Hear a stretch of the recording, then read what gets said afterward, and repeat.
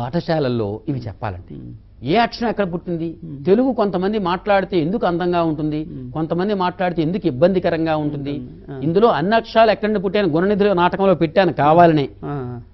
ఏమిటి అక్కడ అన్ని అక్షరాలు ఎక్కడి నుండి పుడుతున్నాయని అడుగుతాడు తండ్రి కొడుకుని. ఆ పక్కనే తల్లి ఉంటుంది. ఏమిటండి మీరు మరి మీ ప్రశ్నలు మీరు అక్షరాలు ఎక్కడి నుండి పుట్టినాయి ఏమిటండి, నోట్లోనే పుడతాయి అన్నది. అది కాదే, అక్షరాలు పుట్టాల్సిన స్థానంలో పుడుతున్నాయి, అవి చెప్తాడో లేదో విను అన్నాడు. అప్పుడు మహానుభావుడైన పాణిని మహర్షి రాశాడు క్లియర్గా, అకుహ విసర్జనీయానాం కంఠ. కంఠంలో పుట్టబడిన అక్షరాలు ఏమిటయ్యా అంటే ఆ, కా, ఖ, గా, ఘ, హ. ఇటు యశానాం తాలు, దౌడల్లో పుట్టిన అక్షరాలు ఈ, చ, ఛ, జ, ఝ, శ, కత్రిష. రుట్ రషానాం మూర్ధ, అంగుట్లో పుడుతున్నాయి, నాలుక అంగుటికి కొట్టాలి. రు, టా, ఠ, డా, ఢ, షా. చూడండి అంగుట్లో. లిత్ లసానాం దంతాహ, దంతములో పుట్టిన అక్షరాలు. లు అని ఇంతకు ముందు ఒకటి ఉండేది మనకి, ఏనుగు తొండంలాగా ఉండేది, కిందకు ఉండేది. అలాగే రూ కూడా మనకి ఇప్పుడు పిల్లలకి రూ తెలియదు, రూ తీసేశారు మనకి. ఈ రూ వచ్చేసింది. నేను ఎక్కడో పాఠం చెప్తూ రూ ఎలా పలుకుతారా అన్నాను నేను. ఎలా పలుకుతారో వాడు చెప్పాడు, బాగ్ కొమ్మిస్తే బూ సార్, బూ కొమ్మిస్తే రూ సార్ అన్నాడు వాడు. అనేసరికి ఇది ఏ వ్యాకరణంలో చెప్పలేదురా బాబు, నేను నేర్చుకున్నా అన్నాను వెంటనే.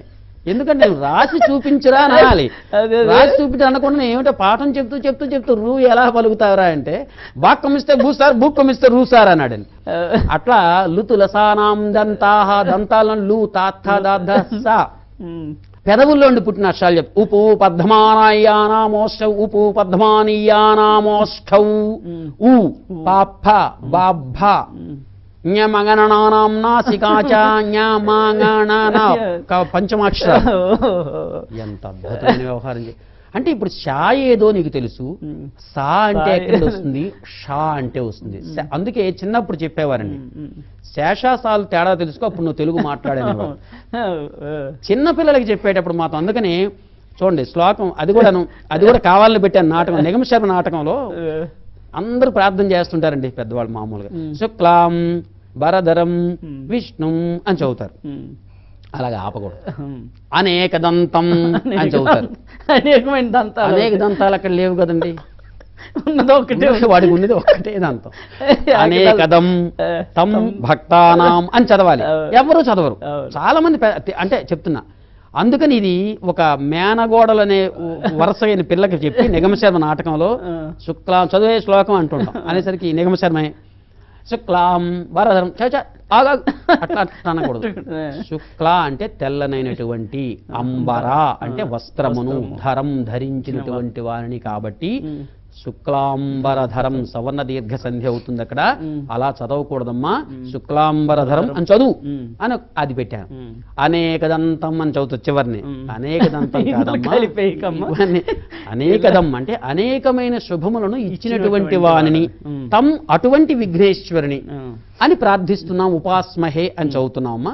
అలాగే అనేకదంతం కలిపి ఇక్కడ కలపకపోతే తప్పు, కలిపితే తప్పు. కాబట్టి ఇవన్నీ కూడా మనం పిల్లలకి చెప్పాల్సిన బాధ్యత మన మీద ఉంది. తర్వాత నేను ఎక్కడో చదివాను సార్, అయ్యా సంస్కృత భాష మాట్లాడిన వారికి ఆయుష్ ఎక్కువ ఉంటుంది అన్నారు.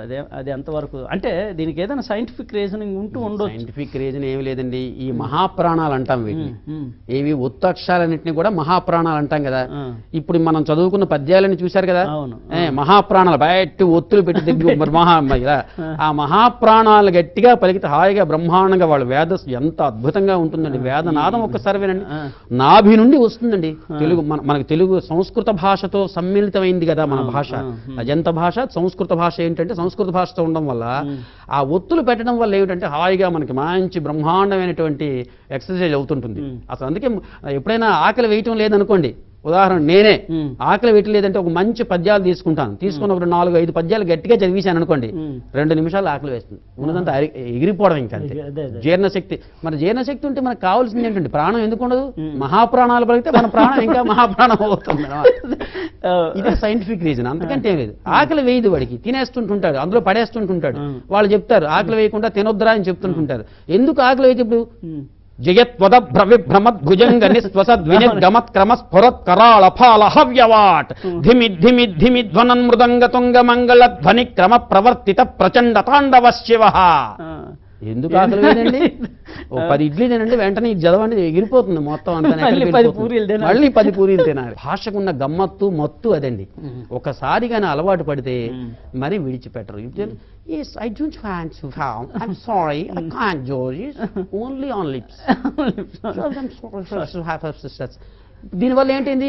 ఇక్కడే ఉంటుంది మన ఈ స్వరపేటికి కానీ ఇక్కడ ఉన్నటువంటి ఈ జీర్ణ ఇవన్నీ వ్యవహార వ్యవస్థ కానీ ఇదంతా అలా ఉంటుంది హాయిగాను. ఎక్కడ వేసిన పదార్థం అక్కడే ఉన్నట్టుగా ఏం కింద. అందుకే తెలుగు చూడండి, తెలుగు మనం మాట్లాడే భాష భారత భాగ్య విధాత అనేటప్పుడు మీకు అక్కడ ఎక్కడ వస్తుంది? నాభి నుండి వస్తుంది. ఈ నాభి నుండి రావడం వల్ల ఏంటవుతుందంటే మొత్తం అంతా క్లియర్ అయిపోతుంది, హాయిగా ఉంటుంది. నాన్ ఋషి కురితే కావ్యం అన్నాడు.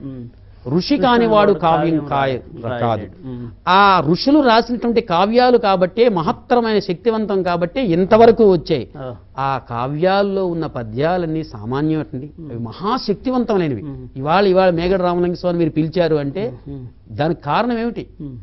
పద్యము చదివిన భాగ్యమబ్బుట చేత, పద్యము చదివిన భాగ్యమబ్బుట చేత పండితాశీర్వాద ఫలము దక్కే. పద్యము చదివిన భాగ్యమబ్బుట చేత జనులను ఆకర్షించు శక్తి కలిగే. పద్యము చదివిన భాగ్యమబ్బుట చేత గగన గమనమును కలిగే. కింద నుండి విమానాలను చూడండి వాడిని నేను. ఎన్ని విమానాలు ఎక్కి దిగానో నాకే లెక్కలేదు. అట్లా దేనివల్ల వచ్చింది? పద్యము చదివిన. పద్యము తెలుగువారిలో భాగమగును, భాగమే కాదు మనిషికి భాగ్యమౌను. భాగ్యహీనమై ఎవరైనా బ్రతుకగలరా? అట్టి భాగ్యము కొందము ఓ ఆంధ్రులారా